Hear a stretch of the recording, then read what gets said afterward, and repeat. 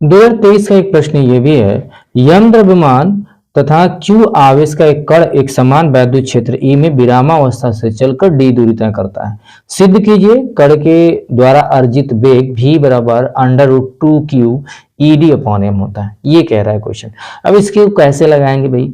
यम द्रव्यमान का एक कण है, q आवेश का है, एक समान वैद्युत क्षेत्र E में विरामावस्था चलता है।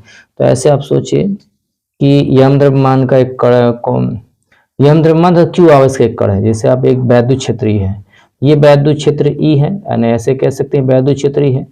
इसमें यम द्रव्यमान को कोई कण है, द्रव्यमान इतना है, इस पे आवेश क्या इतना q है, ठीक है। विरामावस्था से चल रहा है, अर्थात u का मान क्या हो जाएगा आपका 0 होगा, कंफर्म है। d दूरी तय कर रहा है, दूरी तय कितना तय कर रहा है, यहां से मान लीजिए इसे प्रॉपर्ली कितना दूरी तय, स्मॉल d दूरी तय करता है, तो u का मान 0 हो जाता है, d दूरी तय कर रहा है, एक तो कंफर्म बात लिख रहा है। कण के द्वारा अर्जित वेग, यानी कि d दूरी तय करने में कण का अंतिम वेग v की बात कह रहा है कि भैया कितना हो सकता है।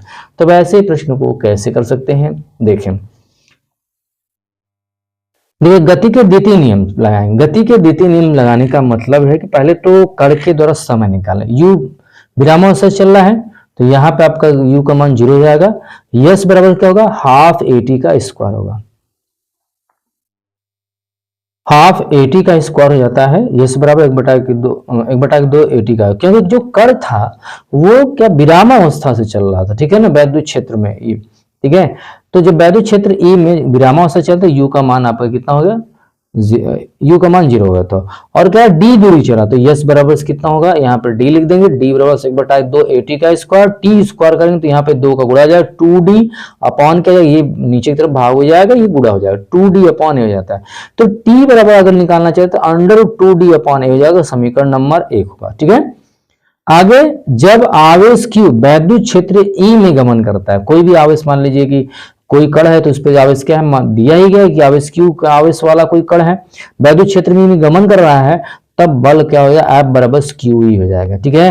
QE क्योंकि F बराबर का कोई भी परीक्षण आवेश किसी भी वैद्युत क्षेत्र में गति करता है, तो परीक्षण आवेश पे लगने वाला बल, ऐसे कह सकते हैं परीक्षण आवेश पे लगने वाला बल तथा परीक्षण आवेश के अनुपात को वैद्युत क्षेत्र की तीव्रता कहते हैं, ये परिभाषा है, ठीक है, पहले चैप्टर में फिजिक्स में दिया गया, ठीक है। तो F बराबर क्या होगा आपका QE हो जाएगा, ठीक है।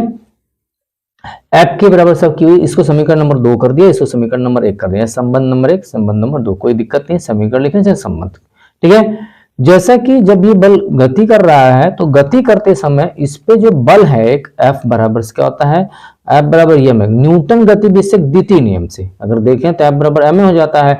तो यहाँ पे आप क्या लिखेंगे, F बराबर ma लिख दिए, ठीक है, और बराबर QE, तो A बराबर क्या हो, QE बटा क्या हो जाता है, A का जो मान है समीकरण 1 में रख देंगे, जो A का जो मान है, ठीक है, A का जो मान है वो समीकरण 1 में रख दें। तो यहाँ पे देखिए आपका ऑलरेडी ए दिया, टी बराबर क्या आता है, 2d अपॉन ए, त्वरण दिया गया है, तो कण का त्वरण है, तो यहाँ पे क्या QE बटेगी m, यम ऊपर चला जाएगा, 2d बटेगी m बटेगी QE हो जाएगा, तो ये t के बराबर हो जाता है। अब करना क्या है, तो t का तो भाई समय तो पता चल गया, गति के प्रथम समीकरण से v बराबर u प्लस at हो जाता है, ये v बराबर क्या u प्लस at, तो u का मान क्या 0 है, तो v बराबर से at हो जा रहा है।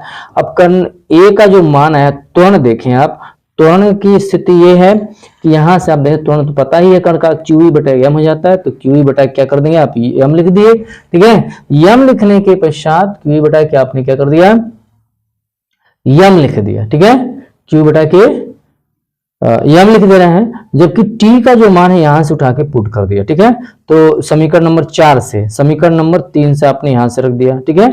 तो यहाँ पे आप ऐसा भी लिख सकते हैं, समीकरण 3 व 4 से, यहाँ पे लिखेंगे समीकरण 3 व 4 से, तो QE बटा क्या हो जाएगा, गुणते 2d बटा क्या बटा QE है। अब इसको अंदर ले जाएंगे तो ये क्या हो जाएगा, वर्ग हो जाएगा, QE का स्क्वायर बटे m का स्क्वायर, QE से QE कट जाएगा, QE बच जाएगा, यहाँ पे m से कट जाएगा तो एक m बचेगा नीचे की तरफ, तो रिलेशन क्या आ जाएगा, वेग 2d QE बटा के m, यानी कि जो वैद्युत क्षेत्र में जो गतिशील कण है, ठीक है, उसका जो वेग है v बराबर का 2d QE बटा के m, एक इंपॉर्टेंट रिलेशन है, ये प्रश्न है। अब इस को आपको ध्यान देना है, ऐसे न्यूमेरिकल्स, ठीक है, आते रहते हैं प्रायः, इस पे आप ध्यान देंगे और आगे की तरफ इसी तरह के प्रश्नों को बार बार अभ्यास करेंगे जिससे आपके फायदे हो सके।